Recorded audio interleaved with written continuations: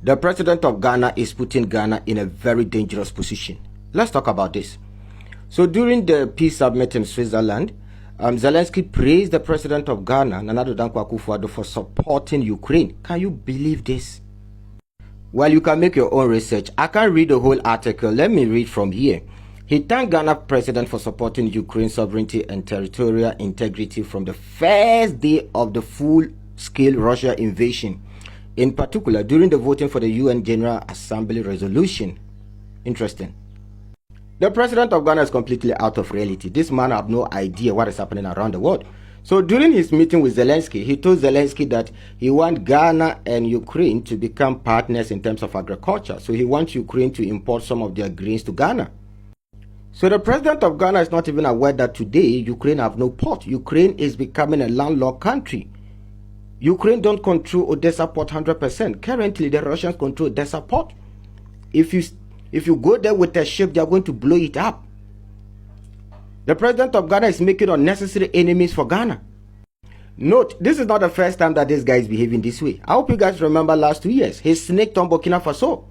He went and told Anthony Blinken that Burkina Faso, have Russian mercenaries in their country and that is a threat to Ghana, blah, blah, blah. This guy.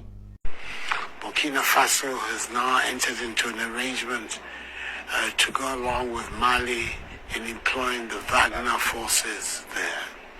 I believe a mine in southern Burkina has been allocated to them as a form of payment for their services. Prime Minister of Burkina Faso in the last 10 days has been in Moscow. And to have them operating on our northern border is particularly distressing for us in Ghana. Apart from not...